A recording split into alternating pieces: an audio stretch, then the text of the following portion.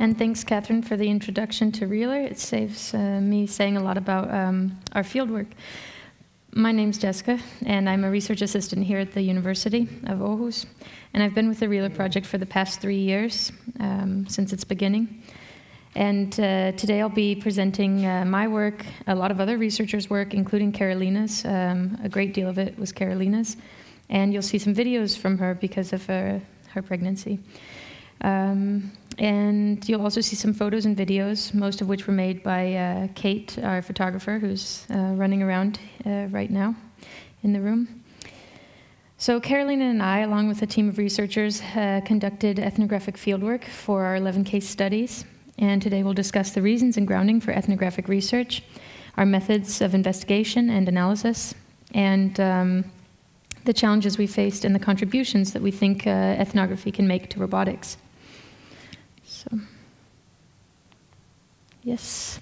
So I'll start with this Mentimeter question. If you could just take 3 minutes to look at the images of the workers and reflect on their work by answering the question, which words do you associate with the work of this cleaning worker and these construction workers? So you can put up to 5 words in the Mentimeter question. And in the meantime, I'll continue my presentation. So, yeah. So Karolina and I would like to ask, why ethnography? What does it bring to robotics that other methods and methodologies don't? Ethnography is chiefly the study of people, and social scientists can mostly agree that robots aren't people.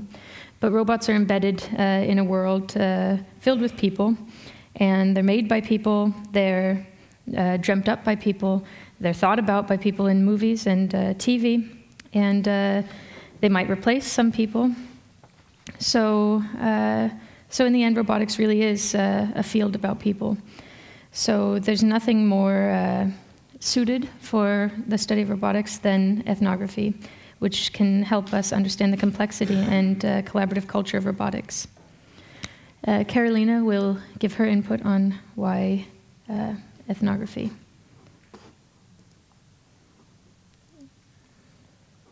So why ethnography to study ethics in robotics? Ethnography in general, it's a very good approach to engage with people. If you want to study people and in the natural environments, in the everyday environments, if you want to study everyday practices and experiences, then it's a very good idea to use ethnographic methods. And that's what we did in the Reeler project.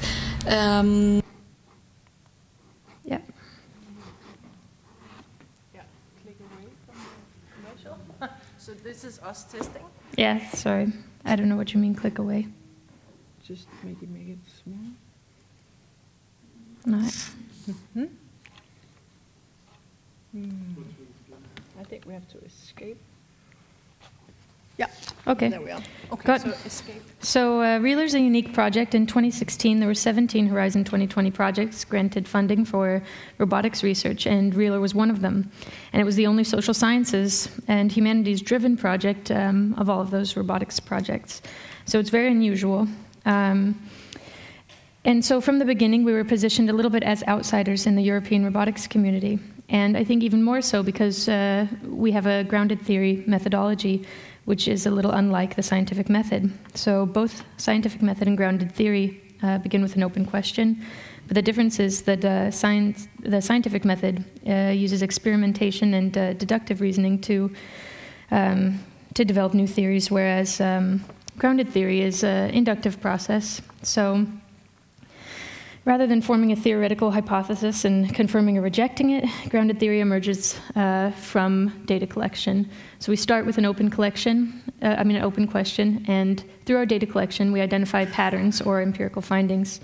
And then we categorize these patterns, sometimes, as we did, through a process of coding, and that produces some analytical findings, which we then mull over to produce new theory.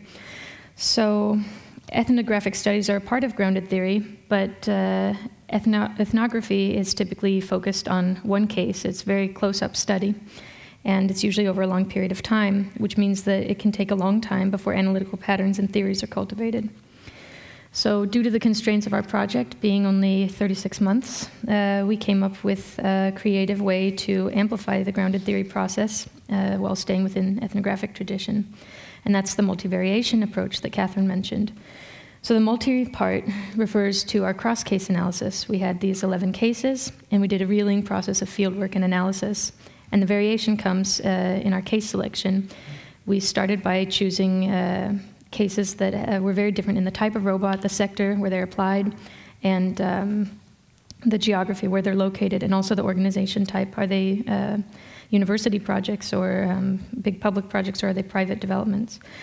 And the point was that in the end, instead of looking in one case as you would in ethnography, we could look across to try to find these patterns and develop these analytical categories and develop new theory, which is how we landed with our human proximity model and other findings. So we used ethnographic methods as our main source for these case studies, and from that we used qualitative interviews combined with this provocation method of visual elicitation, where we showed a video of real robots in practice and performing the tasks that they perform to our participants.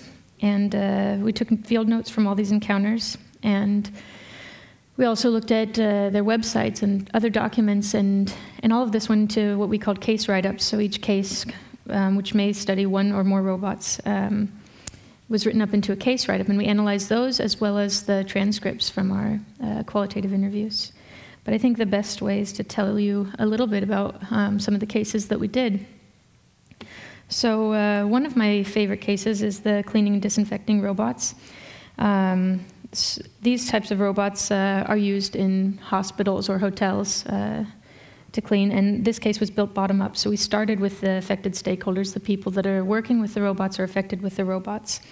We had two different stakeholder groups for this, this case, cleaning workers in Portugal who cleaned hotels and vacation homes, and cleaning workers in Denmark who cleaned hospitals.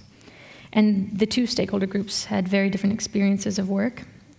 In Portugal, these women, and they were all women, worked very hard for very little money. They worked as a team with a male supervisor driving them around the villages in a van, where they would haul their equipment up very narrow steps to the vacation homes. And each of these vacation homes was different from the last. So this work was very different from hospital work, where rooms are intentionally set up to be very, very similar. But these women, a lot of them had very little education, and they felt stuck in their work. They complained of pain in their backs and knees from changing the sheets on the beds, and they wished for a device that could help them clear the cobwebs from the corners of the rooms. And many of them had hoped to take up other occupations, like becoming teachers or car mechanics, but their life circumstances prevented them from continuing their education or seeking other work. In contrast, the Danish cleaning women, and all of them were also women, these hospital cleaners and their manager, who also began as a cleaner, they never talked about relief. They never talked about their work being arduous or difficult. But instead, they talked about how much they enjoyed their work. They talked about the physical aspects. They couldn't imagine a robot doing a lot of the cleaning work they did, like disinfecting the crevices around the toilets or under their beds, but they would enjoy a tool that could help them in their work. They were already very used to using advanced cleaning technologies. They told us about special cloths and chemicals that they used, and also about floor washing machines, but they didn't get any respect from the wider community for their use of these advanced technologies. So they were very interested in taking up robots because they thought it would bring more respect to their field.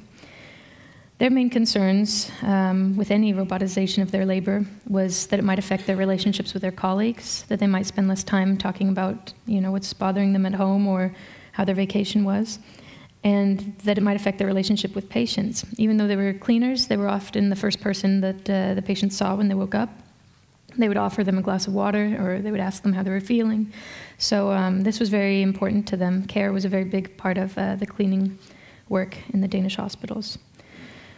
So similarly, in our construction robot case, we saw regional and age differences in experiences of work. The young men, and they were all men, and the migrant laborers were generally not opposed to wearing out their bodies as long as their pay was good.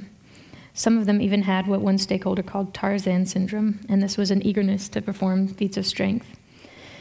What they were opposed to was utilizing any tool that might slow them down or disrupt their teamwork, or deprive them of ownership over the products of their labor. And by this I mean both their wages. A lot of them were paid on a piece rate, which means the more they work, the more they get paid. And also about ownership over the tangible outcome of their work. And so that is, you know, how well they performed their work. What does it look like in the end? And if they're using an assistive device, some of them felt distanced from their work and didn't get the same sense of pride from a job well done. Yeah.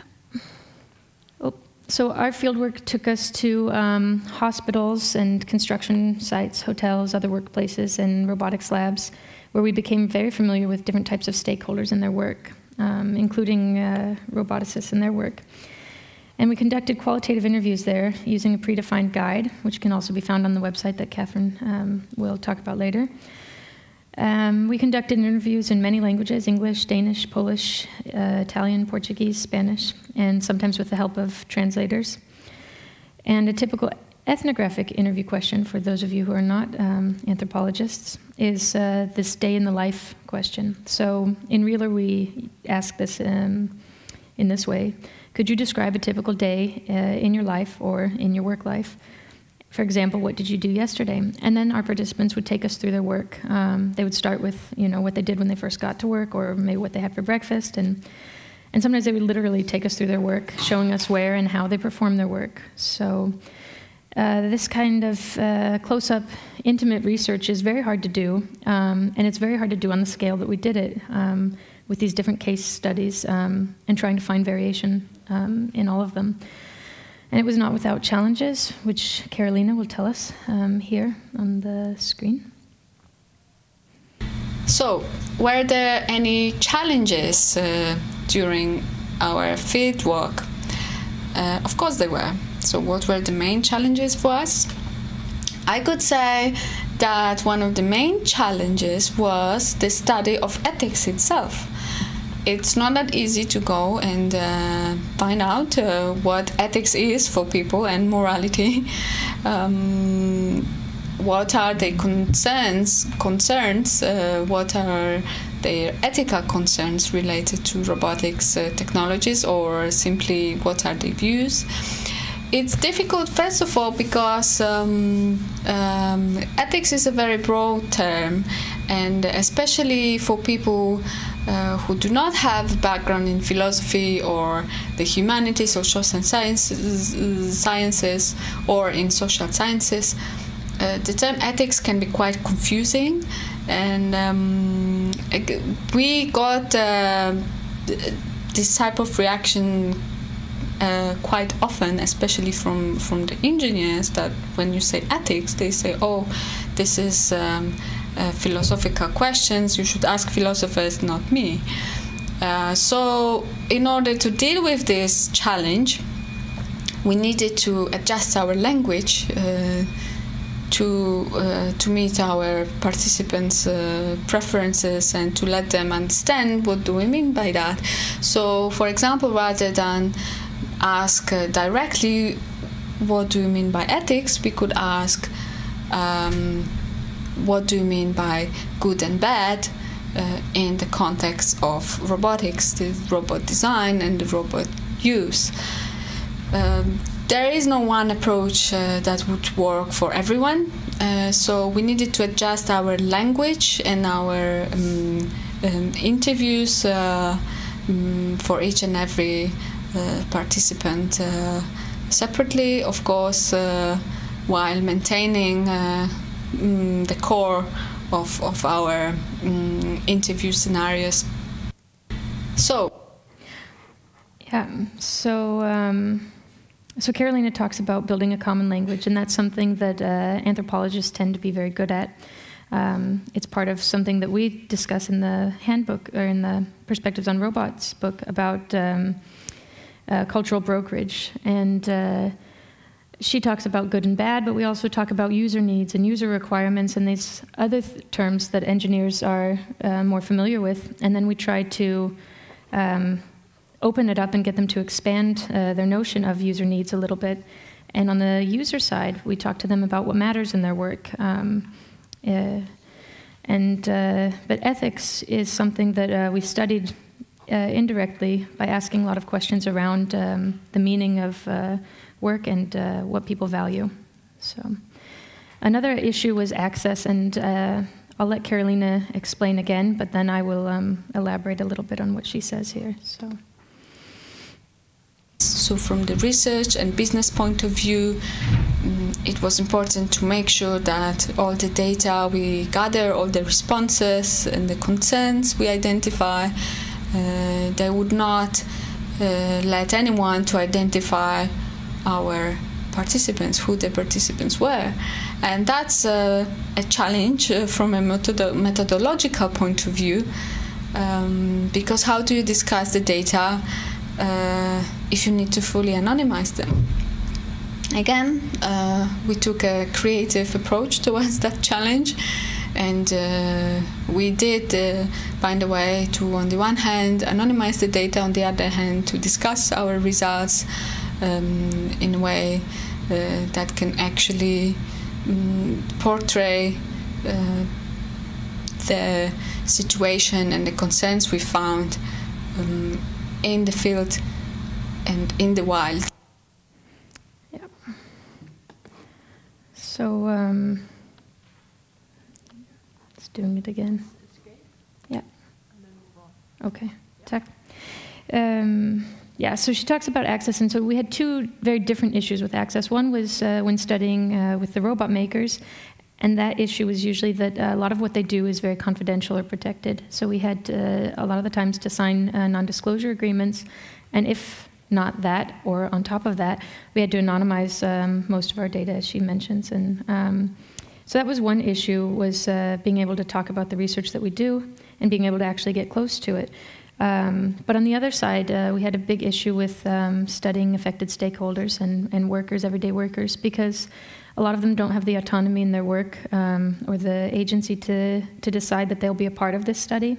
And a lot of them had to first ask their supervisor. And if you're going to talk to people about decisions made on the managerial level about automation or robotization, a lot of the times they don't really want you to talk to their workers about that because they can get quite scared about replacement. But actually one of the things we found was that even if people didn't face replacement, there were a lot of other issues about work and how it was transformed by robotization. So, still not. Oh, there we go. So what kind of data did we produce? We, in the end, recorded over 177 interviews. 139 of these followed our interview guide, and those were put into in vivo qualitative data analysis software. And one of the challenges we often face working in this interdisciplinary field between robotics and anthropology is that our methodology is questioned as being not scientific or invalid. And that's because it is a strange thing for people in the hard sciences to see us start with data and then sort of weave our way through it and eventually come up with theory, rather than testing something that you can repeat over and over again. But one of the ways that we manage this challenge is to use this software. So each interview, usually lasting 1 or 2 hours, was transcribed. Sometimes they needed to be translated into English. And in the end, we had thousands of pages of text that we put into this in vivo database. And we also had case write-ups that we analyzed, which included descriptions from our field notes and also our preliminary analyses. And these preliminary analyses were the patterns that we saw in the data. So when we were looking at the grounded theory, it's those initial patterns that you see in the data. And from that, we came up with 30-odd categories, things. And then we reduced these down after an initial pilot period of coding. We reduced these down to 12 or so. And I'll show you what the coding looks like. So there's the stats. We ended up having 15,000 or so coding references in all of our interviews, which was a lot of work. And then you could categorize something, a piece of text, an excerpt from a transcript as, for example, transformation of sociality or reskilling. which we did with the following quote, which I'll read to you. This is just a little excerpt, but I'll read the full text now. So this was an interview that one of our researchers did with a dairy farmer about how robotization was changing his work life. The interviewer begins, but I'm thinking that as a farmer, one's tasks also change markedly. And the farmer replies, yeah, they do. I mean, I spent a lot of the time before in the office keeping track of numbers and cows and are they pregnant, are they calving, and so on. Then I would go and check on them. Then I would go back and make notes, checking, noting, checking, noting. Yeah, so record, record, record. And the interviewer replies, so it's a lot more office and computer these days. And the farmer replies, yeah, I mean, at least for one man it is. I'm doing a lot more of that. And then we now have a joint WhatsApp conversation thread that all the employees use, where we write down observations. Then I receive those in the office. For example, information about calving, about udder infections, about which cows are in heat and who needs to be inseminated. Then I can type this information from WhatsApp into the system and have it sent directly to the system from, or you can have it sent directly to the system from another device, but that's expensive. WhatsApp is cheaper. And the interviewer says, that's awesome. It makes you think that's not exactly what the creators of WhatsApp intended. No, but WhatsApp is used a lot in trade and industry. So these are the kind of revelations that we get when we go out and talk with farmers and things that you maybe wouldn't expect. And it's the type of data that qualitative research can produce and the type of data that we think is lacking in robotics research. So that particular quote that you see up there was coded both for transformation of sociality and reskilling. And these analytical categories we could then pull out of NVivo and use in our analysis seminars, where we came up with the findings that you'll find in Perspectives in Robots, but also the findings that we use to produce our outreach tools, which Kathleen and Catherine will present, and also BuildBot, the game, which Maria will maybe discuss. So. Yes, I asked you in the beginning which words you associated with the work of the woman ironing and of the men taking a break from their construction work. So I'll ask Sebastian to put it up on the screen now.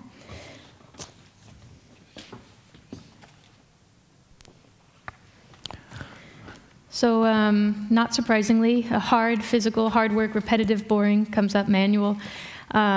And actually, these are exactly the words that come up when we speak to robot makers. But none of these words are very significant when we speak to affected stakeholders. They don't describe their work as hard. They describe their work in these words: pride, service, colleagues, care, wages, autonomy, respect, and skills. So no matter how menial or manual or boring or repetitive we thought the work would be from the onset, when you talk to workers, they find their work to be very meaningful. Whatever their work is, no matter how hard it is, they find meaning in their work. And we have a chapter on this called Meaningful Work in the Perspectives on Robots. But these values that we elicit from ethnographic fieldwork, they matter to robot makers because how robot makers are defining construction and cleaning work as tedious or menial or monotonous is very different from the experience of workers. And it matters to policymakers because policymakers often suggest universal basic income as a safeguard against robotization. But none of our participants, no matter what type of work they did, would give up working for a guaranteed basic income. Not the cleaner, not the construction worker, and neither the robot makers. And finally, this matters to the affected stakeholders because their voices are finally being heard, and we think this is the contribution that ethnography can bring to robotics. That's it.